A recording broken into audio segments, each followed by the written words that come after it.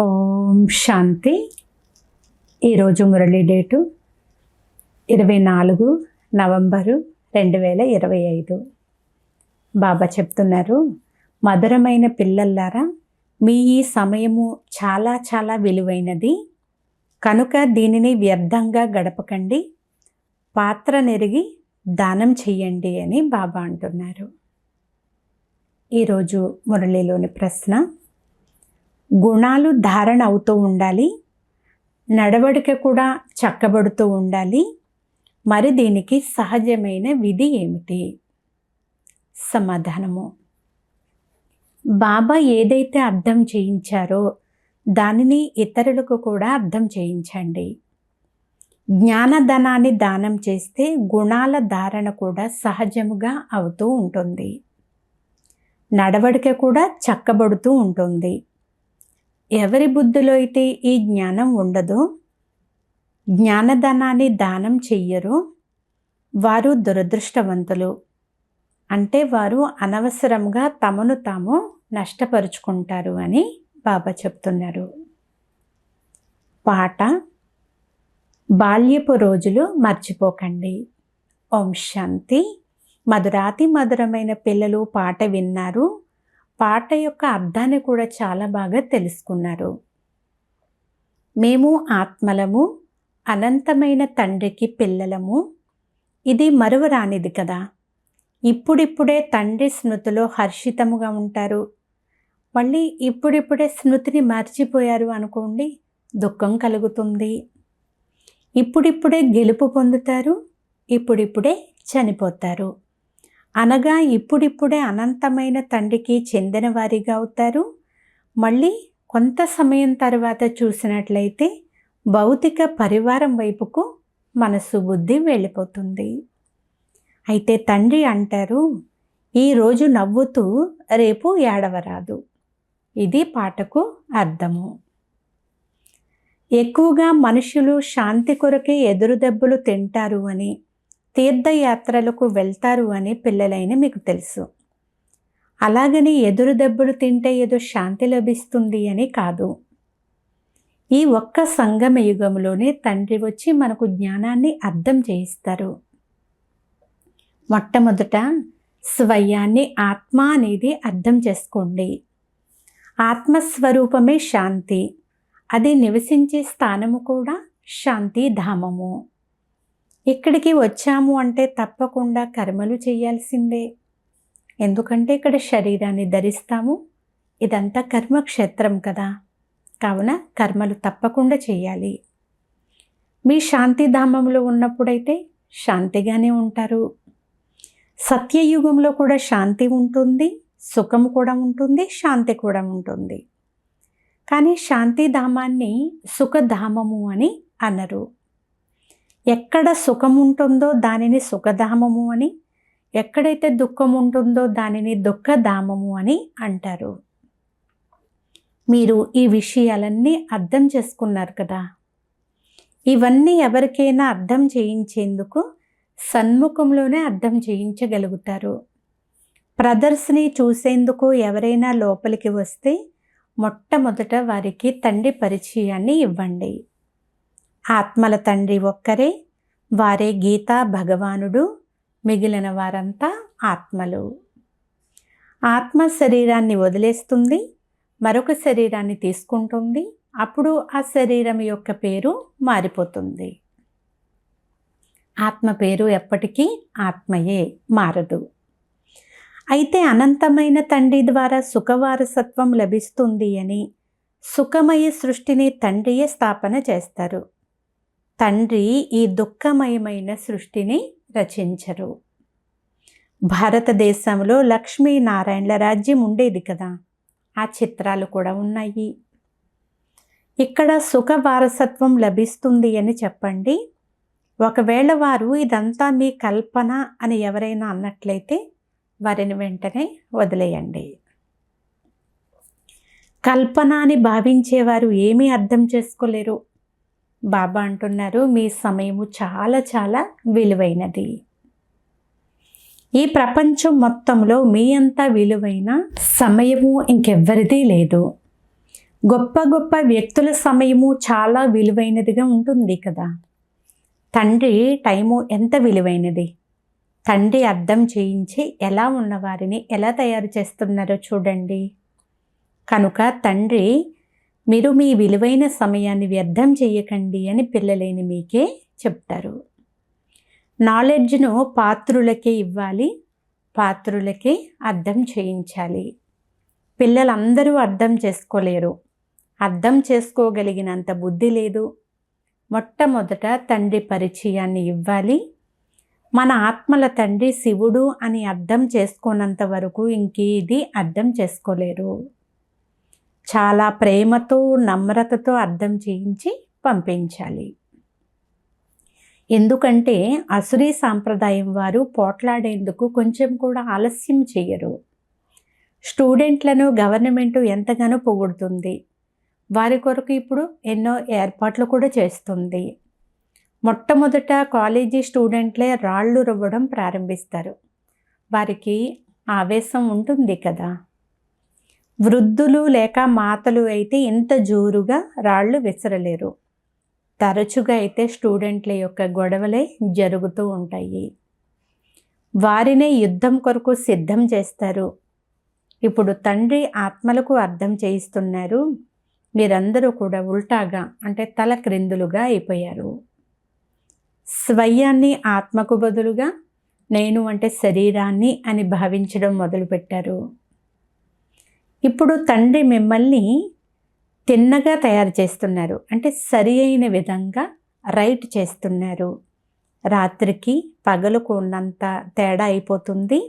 స్ట్రైట్గా అవ్వడంతో మీరు విశ్వానికి యజమానులుగా తయారైపోతారు. మేము అర్ధకల్పము ఉల్టాగా అంటే వ్యతిరేకంగా ఉన్నామనేది ఇప్పుడు మీరు అర్థం చేసుకున్నారు కదా. ఇప్పుడు తండ్రి అర్ధకల్పం కొరకు మనల్ని స్ట్రైట్గా అంటే రైట్గా తయారు చేస్తారు. అల్లా పిల్లలుగా అయితే విశ్వానికి చక్రవర్తిగా అయ్యే వారసత్వం లభిస్తుంది. రావణుడు ఉల్టాగా చేసిస్తే కళలు తప్పి పడుతూనే ఉంటారు. రామరాజ్యము మరియు రావణ రాజ్యము ఈ రెండింటి గురించి పిల్లలైన మీరు చాలా బాగా తెలుసుకున్నారు. మీరు తండ్రి స్మృతిలో ఉండాలి. భలే శరీర నిర్వహణార్థము కర్మలు అయితే చేయాల్సిందే. అయినా సమయం అయితే చాలా లభిస్తుంది. జిజ్ఞాసులు ఎవ్వరూ లేరు అంటే, ఏ పని లేదు అంటే తండ్రి స్మృతిలో కూర్చోవాలి కదా. అదైతే అల్పకాలం కొరకు సంపాదన, కానీ మీది సదాకాలం కొరకు సంపాదన. దీనిపైన అటెన్షన్ ఎక్కువగా ఉంచాల్సి ఉంటుంది. మాయ గడియ గడియ కూడా ఆలోచనలను మరొక వైపుకు తీసుకొని వెళ్ళిపోతూ ఉంటుంది. ఇది జరుగుతూనే ఉంటుంది కదా. మాయ గడియ గడియ కూడా తండ్రి స్మృతిని మరిపింప చేస్తూనే ఉంటుంది. దీనిపైన ఒక నాటకం కూడా చూపిస్తారు. ప్రభువు చెప్తారు, మాయ ఎలా చెప్తుంది, తండ్రి పిల్లలకు మామేకం యాద్ కరో అని అర్థం చేయిస్తారు. ఇందులోనే కదా విఘ్నాలు కలుగుతాయి. ఇంకే విషయంలోనూ ఎన్ని విఘ్నాలు రావు. పవిత్రత విషయంలో ఎన్ని దెబ్బలు తింటూ ఉంటారు. భాగవతము మొదలైన వాటిలో ఈ సమయం గురించే గాయనం ఉంది. పోతనలు, శూర్పణకులు మొదలైన వారు ఉన్నారు. ఇవన్నీ తండ్రి వచ్చి పవిత్రంగా తయారు చేసే ఈ సమయంలోని విషయాలే. ఉత్సవాలు మొదలైనవి కూడా ఏవైతే అనాదిగా జరుపుకుంటూ ఉన్నారో అవన్నీ కూడా గడిచిపోయిన విషయాలు. వాటిని పండుగలుగా జరుపుకుంటారు. గతాన్ని మహిమ చేస్తూ ఉంటారు. రామరాజ్యం యొక్క మహిమను కూడా పాడుతూ ఉంటారు. ఎందుకంటే అది గడిచిపోయింది. ఉదాహరణకి యేసుక్రీస్తు మొదలైన వారు వచ్చి ధర్మస్థాపన చేసి వెళ్ళారు. ఆ తిథి తారీఖులు కూడా వ్రాస్తారు. తర్వాత వారి బర్త్డే జరుపుతూ వస్తారు.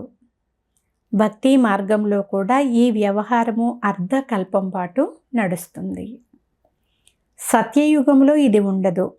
ఈ ప్రపంచమే సమాప్తమైపోతుంది కదా అని బాబా అంటున్నారు. ఈ విషయాలు అర్థం చేసుకోగలవారు మీలో కూడా చాలా కొద్ది మంది మాత్రమే ఉన్నారు. ఆత్మలన్నీ అంతిమంలో వాపసు వెళ్ళాలి అని తండ్రి అర్థం చేస్తున్నారు.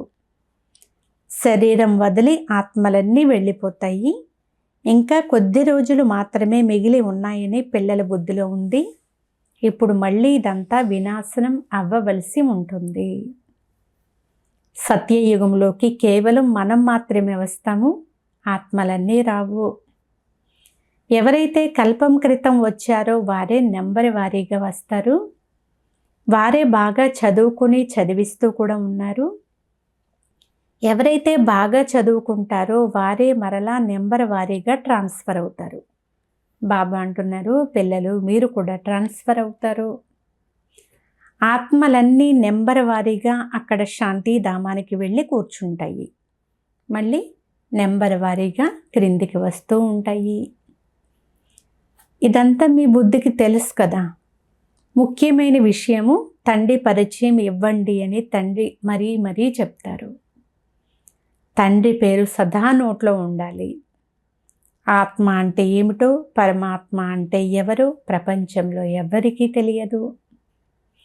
భలే బ్రుకుటి మధ్యలో మెరుస్తుంది అద్భుతమైన నక్షత్రము అని పాటలు మాత్రం పాడుతూ ఉంటారు, అంతే.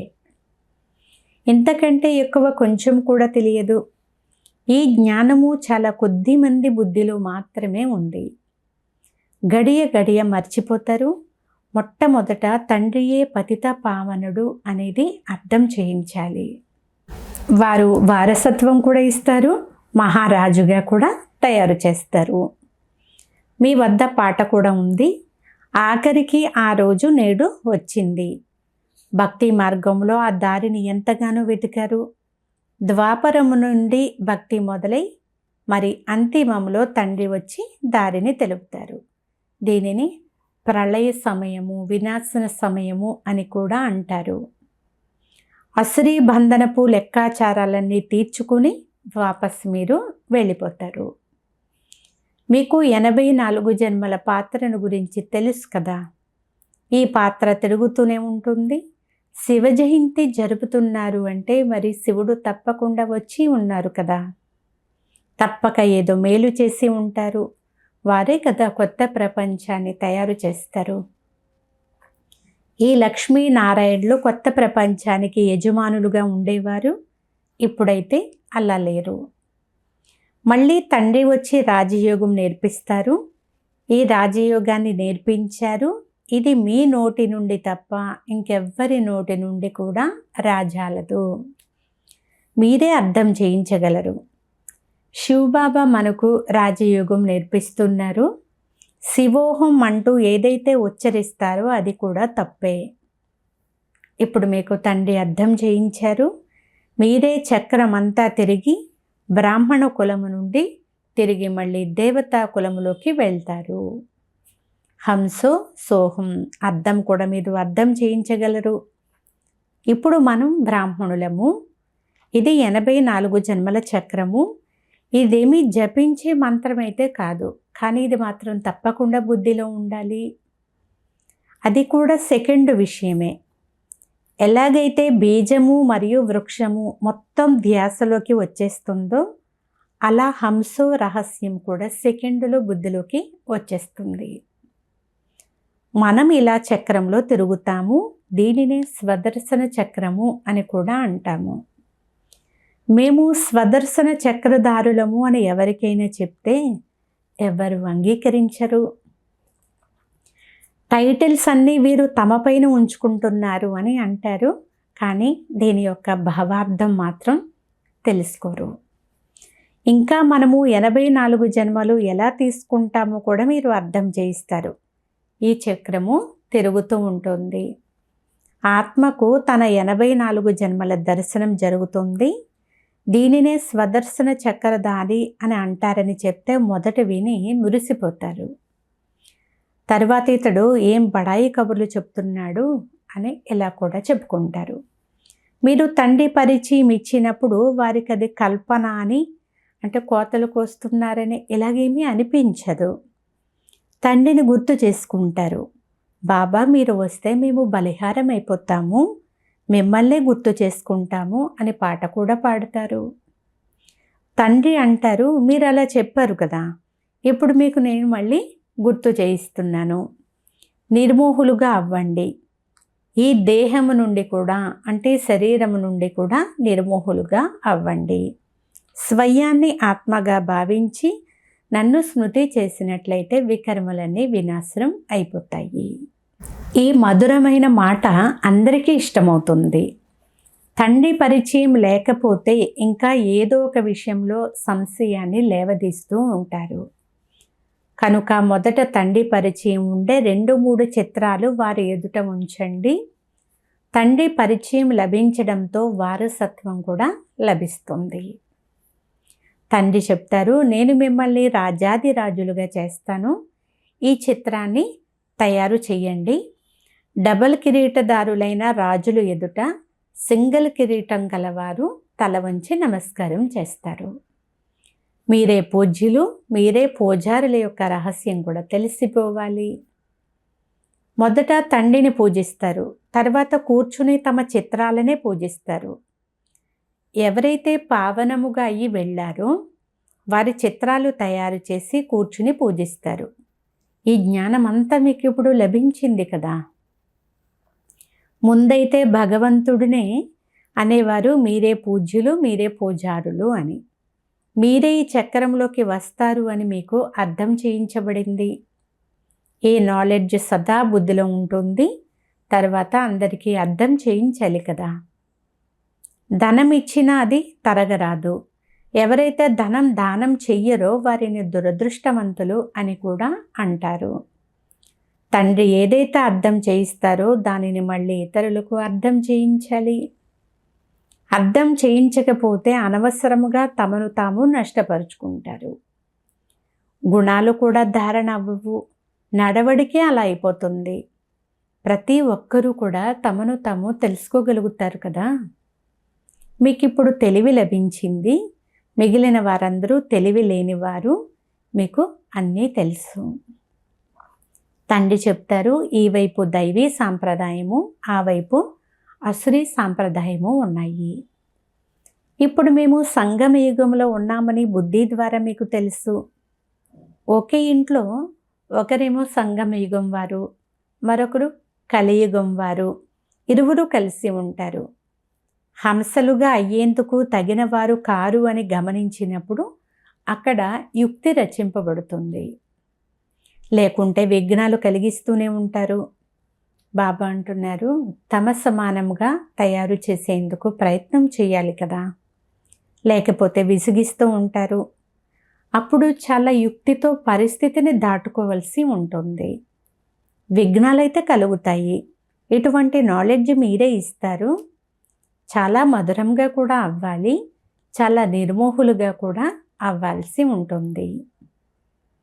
ఒక వికారం వదిలితే మరో వికారం గొడవ చేస్తుంది. ఏది జరిగినా కల్పం ముందు వలె జరుగుతుందని అర్థం చేయిస్తారు. అలా అర్థం చేసుకుని శాంతిగా ఉండాల్సి ఉంటుంది. అలా వ్రాసి ఉంది అని అర్థం చేసుకుంటారు. అర్థం చేయించే మంచి మంచి పిల్లలు కూడా ఒక్కొక్కసారి పడిపోతూ ఉంటారు. చాలా గట్టిగా చెంపదెబ్బ తింటారు. కల్పం క్రితం కూడా చెంపదెబ్బ తిని ఉండవచ్చు అని అంటారు. ప్రతి ఒక్కరూ తమ అంతరంగం గురించి తెలుసుకోగలుగుతారు. బాబా, మేము క్రోధంలోకి వచ్చేసాము, ఫలానా వారిని కొట్టాము, ఈ పొరపాటు జరిగింది అని వ్రాస్తారు కూడా. ఎంత వీలైతే అంత కంట్రోల్ చేసుకోండి అని బాబా అంటారు. రకరకాల మనుషులు ఉన్నారు. అబలలపైన అత్యాచారాలు జరుగుతూ ఉంటాయి. పురుషులు బలవంతులుగా, స్త్రీలు అబలలుగా ఉంటారు. మరి తండ్రి మీకు ఈ గుప్త యుద్ధం నేర్పిస్తారు. దీనితో మీరు రావణునిపైన విజయాన్ని పొందుతారు. ఈ పోరు ఎవ్వరి బుద్ధిలోనూ లేదు. మీలో కూడా అర్థం చేసుకోగలిగేవారు నెంబర్ వారీగా ఉన్నారు అని బాబా అంటున్నారు. ఇవి పూర్తిగా కొత్త విషయాలు. ఇప్పుడు మీరు సుఖధామం కొరకు ఈ చదువును చదువుతున్నారు. ఇది కూడా ఇప్పుడు గుర్తుంది, మళ్ళీ మర్చిపోతారు. ముఖ్యమైన విషయమే స్మృతి యాత్ర.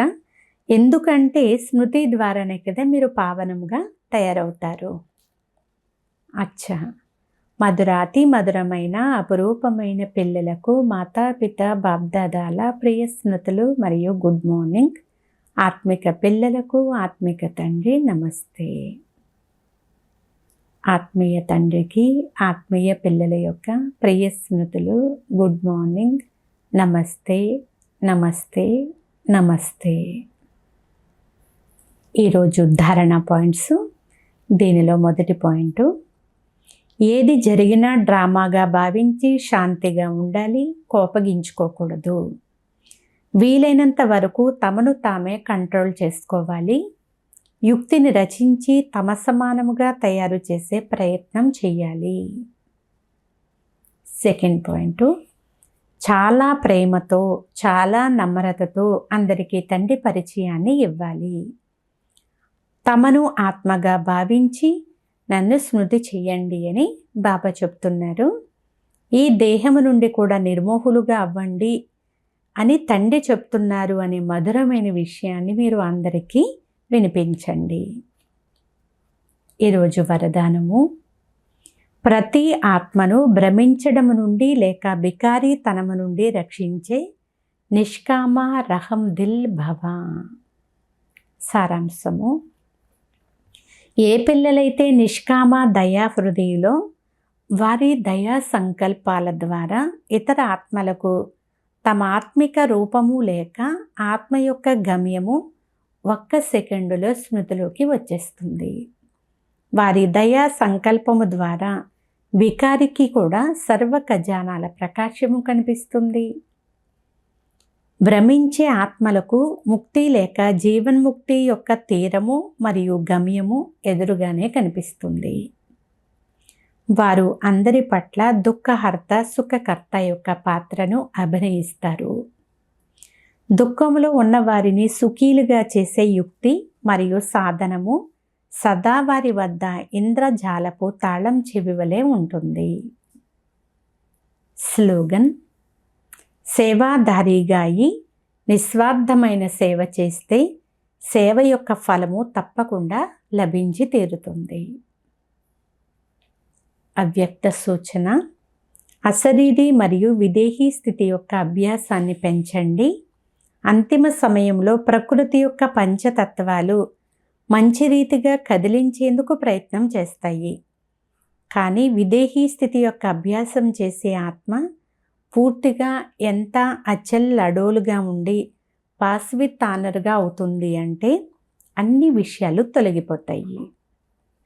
అంతేకాదు వారు బ్రహ్మాబాబా సమానంగా పాస్వితానరుకు నిదర్శనమిస్తారు. అందుకు సమయాన్ని కేటాయించి ప్రకృతి యొక్క పంచతత్వాల యొక్క సేవ చేస్తూ శుభ భావన యొక్క సకాష్ను ఇస్తూ ఉండండి.